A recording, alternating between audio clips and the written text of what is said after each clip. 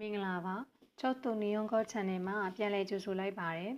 ဒီတစ်ခါမှာ Japanese alphabet တွေဖြစ်တဲ့ Hiragana ကာတာခါနာတွေကိုလေ့ကျင့်နိုင်ဖို့နောက်ထပ် application တစ်ခုဖြစ်တဲ့ Kana Pro ဆိုတဲ့ application လေးအကြောင်းကိုပြောပြပေးပါမယ်ဂျပန်စာကိုလေ့လာသင်ယူမယ်ဆိုရင်အခြေခံပြီးတွေဖြစ်တဲ့ Hiragana ကာတာခါနာတွေကအဓိကဖြစ်ပြီးတော့ဒီ character တွေကိုမှတ်မိမှသာ N5, N4, N3 အစရှိတဲ့ level တွေလိုက်လေ့လာသင်ယူနိုင်မှာဖြစ်တဲ့အတွက်ခါနာစာလုံးတွေကိုလွယ်လွယ်နဲ့မှတ်မိနိုင်ဖို့ဒီခါနာ application တွေအကြောင်းကိုပြောပြပေးမှာဖြစ်ပါတယ်။ပြီးခဲ့တဲ့ video တွေမှာဆိုလို့ရှိရင်လည်းခါနာ application တော်တော်များများလေးအကြောင်းကိုလည်းဖော်ပြပေးထားတဲ့အတွက်လေ့လာတဲ့သူတွေအနေနဲ့မိမိကြိုက်တဲ့ရာ application တွေကိုလေ့လာသင်ယူနိုင်ပါတယ်။အခု Kana Pro ဆိုတဲ့ application လေးအသုံးပြုနည်းကိုပြောပြပေးပါမယ်။ဒီ application feature ကရိုးရှင်းပြီးတော့သုံးရတာလွယ်ကူပါတယ်။ Kana အတန်ထွက်တစ်လုံးချင်းစီကိုတေချာလေးထွက်ပြပြီးရေးဆွဲနည်းအစဉ်စဉ်ကိုလည်းလေ့လာသင်ယူနိုင်ပါမယ်။ Kana တွေကိုပြန်ပြီးလေ့ကျင့်တဲ့အခါမှာလည်း basic ကနေ advanced level အထိဆိုပြီးတော့ quiz တွေနဲ့ဖွဲ့စည်းပေးထားပါသေးတယ်။ဒီ application ရဲ့ပိုပြီးကောင်းတဲ့အချက်ကခါနာတွေနဲ့ဆက်ဆက်ပြီးတော့ word building vocabulary တိစောက်ပေးတဲ့အတွက် reading practice အနည်းငယ်ကိုလည်းလေ့ကျင့်နိုင်မှာဖြစ်ပါတယ်။သူက internet မလိုဘဲနဲ့ offline application ဖြစ်တဲ့အတွက်အချိန်မရွေးအသုံးပြုလို့ရနိုင်ပါတယ်နော်။ဒီ application ကိုလေ့လာတဲ့အခါမှာအဆင့်5ဆင့်ပါရှိမှာဖြစ်ပြီးတော့စနစ်တကျလေ့လာနိုင်ပါမယ်။ခါနာတစ်လုံးချင်းစီရဲ့ရေးဆွဲနည်းအစဉ်စဉ်ကိုဖော်ပြပေးပြီးတော့လေ့လာတဲ့သူတွေအနေနဲ့သူပြထားတဲ့ stroke order အတိုင်းကို drawing practice လိုက်လို့ရမှာဖြစ်ပါတယ်။တကယ်လက်တွေ့အသုံးများဆုံးဖြစ်တဲ့ vocabulary ကိုလည်းခါနာတွေနဲ့ဆက်ဆက်ပြီးတော့စလုံးပေါင်းပြပါတယ်။အဲ့တော့ quiz စီအလိုက် basic ကနေပြီးတော့ advanced အထိပါရှိတာကြောင့်ပိုင်နိုင်နဲ့လေ့ကျင့်နိုင်ပါတယ်။ခါနာစာလုံးတွေကိုပြန်ပြီးလေ့ကျင့်တဲ့အခါမှာလည်းလေ့ကျင့်နိုင်တဲ့နည်းလမ်းပေါင်းများစွာဖန်တီးပေးထားတဲ့အတွက်ကိုလေ့ကျင့်ပြီးသားခါနာတွေကို filter လုပ်ပြီးတော့ row by row လေ့ကျင့်နိုင်ပါသေးတယ်။ဒါကတော့ကိုလေ့လာသင်ယူထားတဲ့အပေါ်မှာဒီ lesson တွေနဲ့ပတ်သက်ပြီးတော့ progress ရှိမရှိဆိုတာကို tracking လုပ်လို့ရပါတယ်။ lesson practice တွေ complete ဖြစ်တဲ့အခါမှာ point တွေရရှိမှာဖြစ်ပြီးတော့တကယ်လို့ lesson တွေမပြီးမြောက်ဘူးဆိုလို့ရှိရင် credit point တွေမရထားဘူးဆိုရင်နောက်ထပ် quiz lesson တွေကိုဖြေလို့ရမှာမဟုတ်ပါဘူး။ဒါကြောင့် quiz တွေကိုလေ့ကျင့်တဲ့အခါမှာလည်းတစ်ဆင့်ပြီးတစ်ဆင့်အောင်မြင်ပြီးဆုံးမှသာ advanced level အထိကို unlock ဖြစ်မှာဖြစ်ပါတယ်။ဒါဆိုရင်ကျောက်တုန်နီယွန်ကော channel ကနေပြီးတော့မိတ်ဆက်ပေးထားတဲ့ခါနာ application တွေရဲ့အသုံးပြုပုံနဲ့ပတ်သက်ပြီးတော့သိချင်တဲ့အရာတွေကို comment မှာရေးပြီးတော့မေးမြန်းနိုင်ပါတယ်။အဲ့တော့ဂျပန်စာရဲ့ဟီရာဂါနာကာတာခါနာ2မျိုးကိုပိုင်နိုင်မှသာ reading, writing, listening တွေကိုဆက်လက်လေ့လာနိုင်မှာဖြစ်တဲ့အတွက်ခါနာအခြေခံပြီးတွေကိုပိုင်နိုင်လေ့ကျင့်ဖို့အကြံပြုချင်ပါတယ်။ဒါဆိုရင်ဒီခါနာ Pro ဆိုတဲ့ application အကြောင်းကိုလက်တွေ့မှာဘယ်လိုအသုံးပြုလဲဆိုတာကိုပြသပေးပါမယ်နော်။ဒါဆိုရင် Kana Pro ဆိုတဲ့ application လေးကိုအရင်ဆုံးဖွင့်လိုက်မယ်။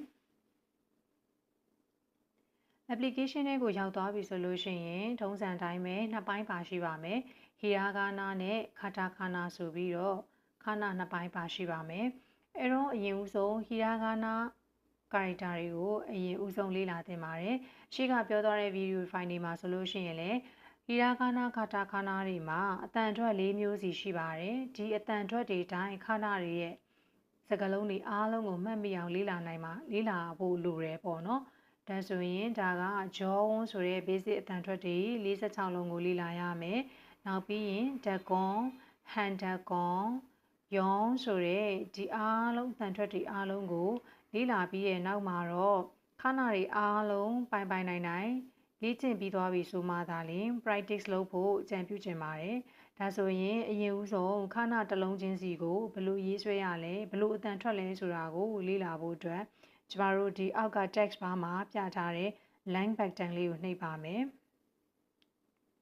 လမ်းဘက်တန်လေးကိုနှိပ်ပြီးသွားပြီဆိုလို့ရှိရင်လေရေဦးဆိုဟီရာကာနာကိုလေ့လာမယ်ဆိုကြပါစို့နော်ဒါဆိုရင်သူက row by row လေ့လာဖို့အတွက်သူအပိုင်းလိုက်လေးတွေဖော်ပြပေးထားတယ်အဲ့တော့ကျမတို့ကခဏတွေကိုလေ့လာတဲ့အခါမှာ row by row လေ့လာဖို့လည်းအကြံပေးထားပါတယ်ဒါဆိုရင်ရေဦးဆုံးနမူနာအနေနဲ့အပေါ်က row လေးကိုအရင်ဆုံးလေ့လာကြည့်မယ်ပေါ့နော်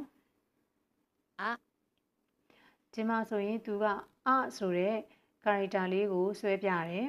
ပြီးတော့တဲ့အခါမှာဒီ character ရဲ့အတန်ထွက်ကိုသူထွက်ပြရဲပေါ့နော်ဒါကိုကလိုက်လို့မမီဘူးဆိုလို့ရှိရင် refresh လေးပြန်ခေါ်ပါ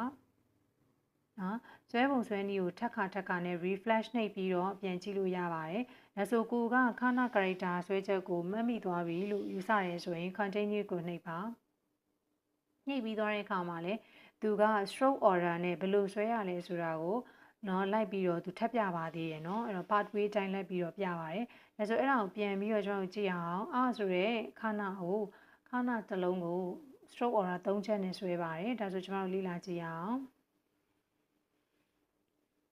နော်နားမလည်ဘူးဆိုလို့ရှိရင်ထပ်ခါနဲ့ refresh နှိပ်ပြီးတော့ပြန်ကြည့်ပါဒါဆိုရင်နားလည်ပြီးလို့ user ရဲ့အတွက် continue ကိုနှိပ်ပါမယ်ဒီအဆင့်မှာတော့ခုနကအရှိကနေပြီးတော့သူဆွဲပြသွားတဲ့ stroke order တွေတိုင်းကိုကသင်ယူတဲ့သူအနေနဲ့ဒီမှာလိုက်ပြီးတော့ဆွဲရမယ်အပိုင်းဖြစ်ပါတယ်ဒါဆိုရင်သူပြထားတဲ့ line လေးတိုင်းလိုက်ပြီးတော့ဆွဲကြည့်ပါမယ်1 2 3 3ချက်ဆွဲရဲပေါ့နော်ဒါဆိုရင်ကျွန်တော်တို့ထပ်ပြီးတော့လေ့ကျင့်ခြင်းသေးရဆိုရင် draw gun ကိုထပ်နှိပ်ပါဆိုရင်ကျွန်တော်တို့ဒီပုံစံနဲ့ထပ်ခါခဏကိုမှတ်မိအောင်လေ့ကျင့်ကြည့်လို့ရတယ်ပေါ့နော်ဒါဆိုရင်ဒီခဏတစ်လုံးကိုမှတ်မိသွားပြီဆိုလို့ရှိရင်နောက်ထပ်ခဏတစ်ခုကိုလေ့လာဖို့အတွက် continue ကိုဆက်နှိပ်ပါ continue ကိုနှိပ်တဲ့အချိန်မှာသူဒီနောက်ထပ်ခဏတစ်လုံးစီကိုမသွားခင်ဒီမှာနဲ့ပတ်သက်ပြီးတော့ဆိုတဲ့ character နဲ့ပတ်သက်ပြီးတော့ဆက်ပြီးသူ vocabulary ကိုတိစောက်ပြပါတယ်ဒါပေမဲ့အခုချိန်မှာအခုမှစပြီးတော့လေ့လာနေတဲ့သူအတွက်ဆိုလို့ရှိရင်တော့ဒီ vocabulary ကိုတော့ဖတ်လို့ရနိုင်မှာမဟုတ်သေးဘူးပေါ့နော်ဒီ character တွေအားလုံးကိုပိုင်နိုင်နဲ့မှတ်မိသွားပြီဆိုမှသာလျှင်ဒါတွေကိုဖတ်နိုင်မှာဖြစ်တဲ့အတွက်အဲ့တော့ဒီခဏတွေအားလုံးကိုပိုင်နိုင်လေ့လာဖို့လိုပါတယ်ဒါဆိုရင် next character နောက်ထပ်ခဏတစ်လုံးပေါ့နော်လေ့လာကြည့်မယ်ဆိုရင် next ခဏကိုနှိပ်ပါဒါဆိုရင်နောက်ထပ် ဆိုတဲ့ခဏစီကိုရောက်သွားပြီဒီလိုပုံစံနည်းနဲ့ခဏတစ်လုံးချင်းစီကိုလိုက်ဆွဲကြည့်ပြီးတော့မှတ်မိအောင်လေ့ကျင့်ပြီးသွားပြီဆိုလို့ရှိရင်ခဏတွေအားလုံးကုန်စင်အောင်လေ့လာပြီးသွားပြီဆိုလို့ရှိရင်တော့ကျမတို့ practice လုပ်ကြည့်လို့ရပါပြီ practice လုပ်ဖို့အတွက်ဆိုလို့ရှိရင် learn button လေးပြီးနားက practice လေးကိုနှိပ်ပါမယ်အဲ့တော့ practice လုပ်တဲ့အခါမှာလည်းသူဒီလေ့ကျင့်လို့ရတဲ့ learning mode တွေ practice mode တွေအများကြီးပဲပေးထားပါတယ်အဲ့တော့ပေးထားတဲ့အတွက်ကြောင့်မလို့ကျွန်တော်တို့ basic ကနေပြီးတော့စပြီး basic ကနေစပြီးတော့ပေါ့နော်တစ်ဆင့် advanced ထိဖြည့်သွားမယ်နောက်ပြီးတော့လို့ရှိရင် Kana work building ဆိုတာကတော့ vocabulary တိစောက်ပေးတာပါเนาะ vocabulary တိစောက်ပေးတာပါနောက်တစ်ခုကကြတော့ audio quiz ပေါ့နော် audio ကတော့သူက Kana ရဲ့တန်ထွက်တွေကိုပြောပြပေးမယ်ကိုက Kana တွေကိုရွေးရမယ်ပေါ့နော်ဒီလို quiz တွေပါဒါဆိုရင်အခြေခံ basic quiz ကိုကျမတို့အရင်ဆုံးကြည့်ရအောင်ဒီမှာဆိုလို့ရှိရင်သူဒီ timing တွေပါရတော့မပါဘူးပေါ့နော်ရိုမာကြီးတန်ထွက်ပေးထားမယ်ဟီရာဂနာခဏလေးကိုကျမတို့ရွေးရမယ်အစရှိတဲ့ဖြစ်ပေါ့နော်ရွေးရမယ်ပေါ့ဒါ basic very basic တစ်လုံးချင်းစီကိုကျမတို့ခဏတစ်လုံးချင်းစီကိုလိုက်ပြီးတော့ရွေးချယ်တယ်အခြေခံ game ပေါ့နော် okay ဒါလေးပြီးသွားပြီဆိုရင် advanced ကိုကျမတို့သွားကြည့်အောင် advanced ကိုရောက်ပြီဆိုလို့ရှိရင်သူကဒီမှာအပိုင်းလေးပိုင်းပေးထားပါတယ်ကိုဒီဘယ်ဘိုင်းကိုလေ့လာချင်တာလဲပေါ့မှာ basic အတန်ထွက်46လုံးရဲ့ခဏတွေကိုလေ့လာမလားဓာတ်ကွန်လားဟန်ဓာတ်ကွန်လားယောင်းလားအစရှိရဲ့ခဏတွေအကုန်လုံးကိုလေ့လာမလားပေါ့ဒါကိုလေ့လာထားပြီးသားခဏတွေကိုရွေးချယ်ပါအရင်ဆုံး basic ပေါ့နော် basic မှာမှသူက46လုံးရှိတယ်ဒီ46လုံးကိုကအကုန်လုံးပိုင်နိုင်လေ့လာပြီးသွားပြီဆိုလို့ရှိရင်တော့ဒါတွေအကုန်လုံးကို select လုပ်ပါကဲလို့ကိုကမလေ့လာရသေးဘူး5 row 3 row အစရှိသဖြင့်ဒီလောက်ပဲလေ့လာရသေးရဆိုရင်လေ့လာထားတဲ့အတိုင်းလျောက်ရွေးချယ်လို့ရပါတယ်ဒါဆိုလို့ရှိရင်ကျွန်တော်အောက်မှာ select mode ကိုရွေးမယ်ပြီးရင် quick option မှာ2မျိုးရှိပါတယ်ကိုက timer setup လုပ်ပြီးတော့ practice လုပ်ချင်တာလားဒါမှမဟုတ်လို့ရှိရင်တစ်ချိန်တည်းပဲပေါ့နော်တစ်ချိန်တည်းပဲကျွန်တော်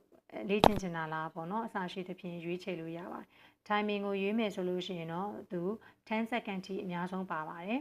ဒါမှမဟုတ်ဘူး1 attempt နဲ့တစ်ချိန်တည်းကျမတို့ practice လုပ်ကြည့်မယ်ဆိုလို့ရှိရင်တော့ one attempt ဆိုတာကိုရွေးပြီးတော့ကျွန်တော်တို့ start quick ကိုသွားလို့ရပြီနော်ဒီမှာဆိုလို့ရှိရင်သူပေးထားမယ်အပေါ်မှာခါနာစကားလုံးပေးထားမယ်အောက်ကနေပြီးတော့ခါနာအတန်ထွက်ဖြစ်တဲ့ရိုမာကြီးကိုကျွန်တော်တို့လိုက်ရွေးရမယ်ပေါ့နော်ဒီလိုပုံစံနဲ့ကျွန်တော်တို့လေ့လာလို့ရတယ်ဒါဒီ advanced ပေါ့နော် advanced quick ပေါ့နောက်တစ်ခုကကြတော့ Kana works building Kana works building ဆိုလို့ရှိရင်လည်းဒီလိုပဲကိုလေ့လာထားပြီးသားစကားလုံးတွေကိုရွေးချယ်ပါနော် basic ဆိုတာ basic လားဒါမှမဟုတ်လို့ရှိရင်အကုန်လုံးပေါ့နော်ဓာတ်ကွန်းတွေလည်းအကုန်ပြီးသွားပြီဟန်ဓာတ်ကွန်းတွေလည်းပြီးသွားပြီအစရှိဖြင့်ကိုလေ့ကျင့်ပြီးသားအဆင့်တွေပေါ့နော်အဲ့ဒါတွေအကုန်လုံးကိုရွေးချယ်ပါရွေးချယ်ပြီးသွားပြီဆိုလို့ရှိရင်ဒီမှာကကိုက task type ပေါ့နော်ဘယ်လိုမျိုးကိုကလေ့ကျင့်ချင်တာလဲ work building တိစောက်ချင်တာလားပေါ့နော်ဒါမှမဟုတ်လို့ရှိရင် match တဲ့ပဲရတာပေါ့နော်ဒါစကားလုံးတွေကို matching လုပ်မှာလားပေါ့တော့ work building တိစောက်တာကိုအရင်ဆုံးကြည့်ကြရအောင်ကျွန်တော်တို့ဒီမှာလည်းအဲ့လိုပဲ option က timer နဲ့လုပ်ချင်လားပေါ့နော်ဒါမှမဟုတ်လို့ရှိရင် one attempt နဲ့ကျွန်တော်တို့ practice လုပ်ချင်လားအစားရှိပြီးရွေးချယ်လို့ရပါတယ်နော်ကြည့်ရအောင်ဒါက work building ပေါ့နော်ဒီမှာဆိုလို့ရှိရင်တော့သူကအပေါ်မှာ meaning ပေးထားတယ်zoo ဆိုတာဒါကတော့စင်ဆိုတာအစင်လို့ပြောတာပေါ့နော် elephant ပေါ့နော်စင်ဆိုတဲ့စကားလုံးမှာအဲ့တော့ဒီဟာကခါနာတွေအကုန်လုံးကိုလေ့ကျင့်ပြီးမှသာလေဒီ work building တိစောက်တာကိုလေ့ကျင့်ဖို့အတွက်အကြံပေးချင်ပါတယ်ပေါ့နော်တကယ်လို့ကိုကခါနာစကားလုံးနည်းနည်းလိုအပ်ခဲ့ဦးမယ်လေ့ကျင့်ဖို့လိုအပ်ခဲ့မယ်ဆိုလို့ရှိရင်တော့ဒီ work building တွေတိစောက်လို့ရမှာမဟုတ်ဘူးပေါ့နော်ဒီမှာကိုက zoo ဆိုတာကိုပေါင်းပြရမယ်ပေါ့သူအတန်ထွက်ပြရတယ်ပေါ့နော်ကိုရွေးချယ်ရတဲ့ဟာပေါ့နော်စာရှိသဖြင့်ပေါ့ဒါဆိုလို့ရှိရင်食べ物食べ物နော်စားစရာဆိုရင်အစရှိပင်ဒီလိုမျိုး work building ပေါ့နော်ကိုကဒီထဲမှာ box ထဲမှာသူပေးထားတဲ့စကားလုံးရဲ့အဓိပ္ပာယ်ကိုအောက်ကနေကိုကစလုံးလိုက်ပေါင်းပြီးတော့ box ထဲကိုထည့်ရတာပေါ့နော် okay ဒါက work building တိစောက်တာပါနောက်တစ်ခုက match the bell ပေါ့နော်အဲ့တော့ matching လုပ်မယ်ပေါ့ matching လုပ်မယ်ဆိုလို့ရှိရင်ကျွန်တော်တို့ဘယ်လိုမျိုးလေးလဲပေါ့ဒါဆိုဟိုဘက်မှာဘယ်ဘက်ချမ်းမှာကျမတို့ရိုမာကြီးအတန်ထွက်ကိုပေးထားမယ်ညာဘက်ချမ်းမှာကျတော့ခါနာတွေနဲ့ vocabulary ပေါ့နော်ပေးထားမှာပေါ့ဆိုလို့ရှိရင်ဒီမှာဆိုလို့ရှိရင်ဒီလိုလေးလိုက်တွဲပေးရမှာပေါ့နော်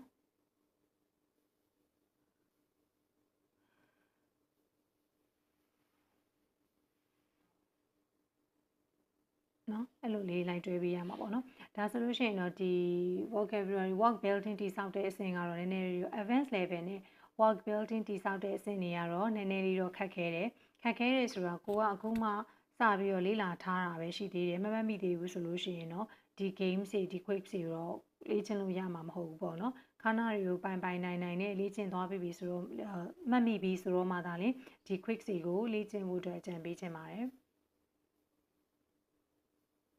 ဒါဆိုရင်ဒါက Kana work building practice ပေါ့နော်နောက်ဆုံးတစ်ခုကတော့ Kana audio quiz ပါ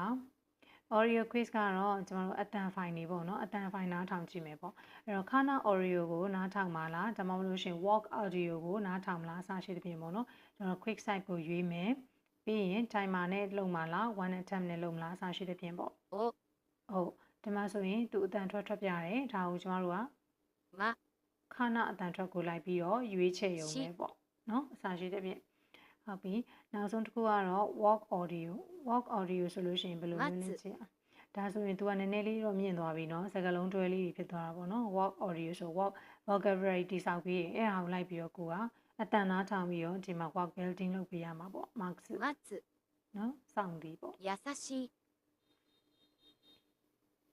優しいအစာရှိတဲ့ဖြင့်เนาะဒီလိုလေးရွေးချယ်ပေးရမယ်အဲ့တော့